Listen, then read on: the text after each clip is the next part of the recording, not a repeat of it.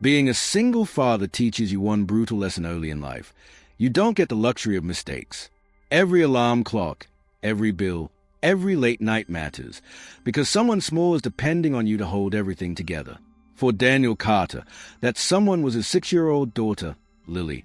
Since Lily's mother passed away 2 years ago, Daniel's entire world had shrunk down to 3 things: his daughter, his job, and the quiet fear that one day he might lose both.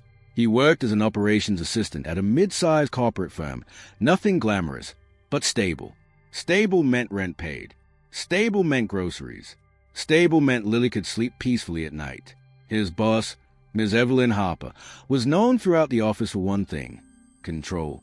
She was professional, sharp, and distant. No small talk. No unnecessary warmth. Employees respected her, but no one felt close to her. To Daniel, she wasn't just a boss. She was a gatekeeper to survival. That Tuesday evening, the office was unusually quiet. Most employees had already left. Daniel stayed late to finish a last-minute report Evelyn needed first thing in the morning. If there was one thing he was known for, it was reliability. Around 8:40 p.m., Evelyn emailed him, "I need the printed file from storage. Bring them to my office." Daniel didn't hesitate. He grabbed the files and walked down the empty hallway, his footsteps echoing softly. The office lights were dimmed. His mind was already drifting, thinking about Lily's school project, wondering if he had enough money left this month to replace her worn-out shoes. He reached Evelyn's office door.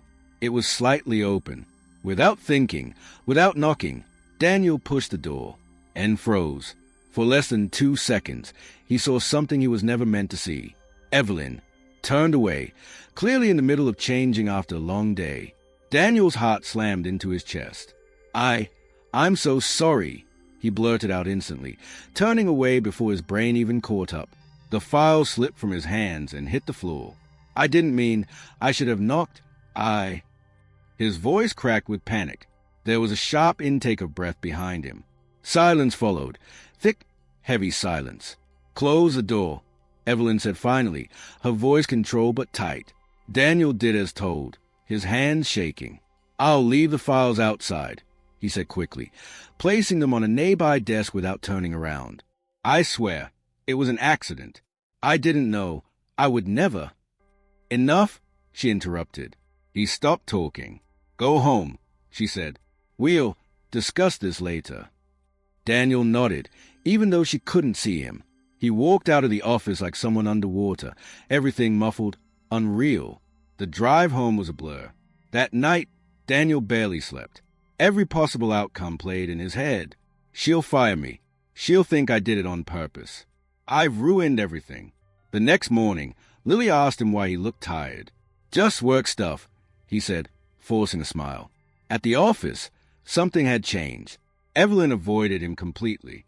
Meetings she normally led were delegated. Emails went unanswered. When their paths crossed in the hallway, she looked through him like he wasn't there. The silence was worse than anger. Daniel tried to work, but his hands felt heavy. Each passing hour tightened the knot in his chest.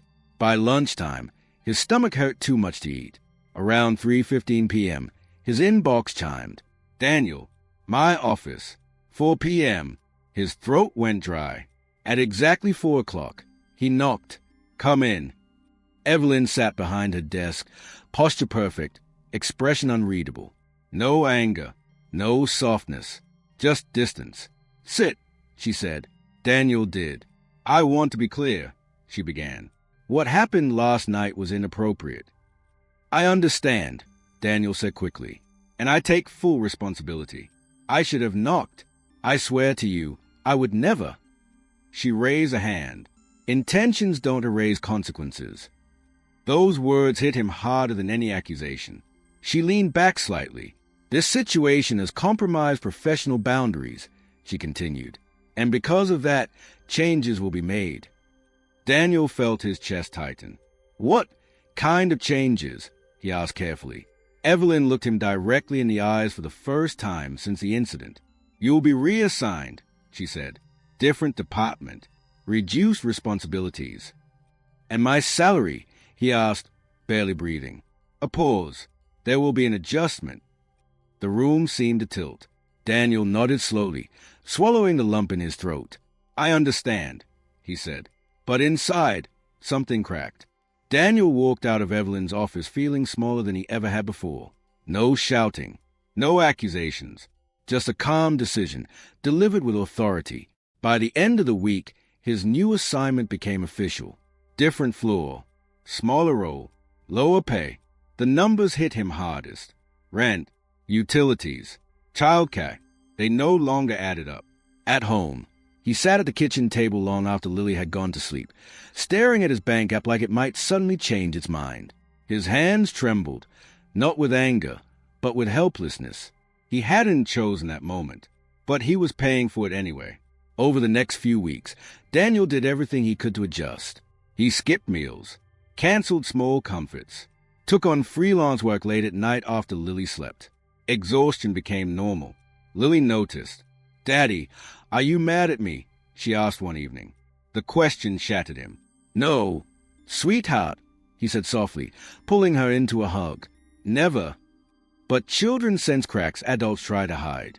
At work, Daniel kept his head down. He avoided Evelyn completely.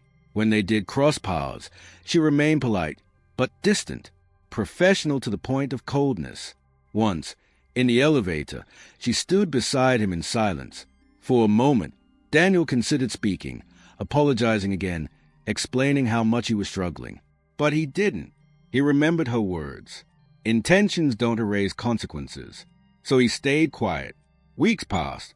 One night, after Lily fell asleep on the couch beside him, Daniel stared at her peaceful face and made a decision. He updated his resume, applied to dozens of jobs. Most never responded. A few rejected him. Then one afternoon, his phone rang. A logistics company, smaller, but growing. They liked his experience. They needed someone dependable. The interview was simple, honest. When they offered him the position, the pay wasn't amazing, but it was fair. More importantly, it came with respect. Daniel accepted. On his last day at the old office, he packed his desk quietly. No farewell party, no speeches. As he headed toward the exit, he heard his name, Daniel. He turned. Evelyn stood a few steps away. "I heard you're leaving," she said. "Yes," he replied. A pause followed. "I want you to know," she said carefully, "that what happened was unfortunate for both of us." Daniel nodded. "I never blamed you," she continued, "but I had to protect the environment I manage." "I understand," he said honestly. She hesitated, then added, "You were a good employee." "Thank you," Daniel replied. That was all. No apology, no explanation. And strangely, that was enough. Months later, Daniel walked Lily to school under a bright morning sky. He felt tired, but lighter. The fear that once lived in his chest had loosened its grip. He hadn't won, but he hadn't broken either. Some moments aren't chosen. Some consequences aren't fair. But strength isn't about what you see by accident. It's about what you carry and keep going anyway.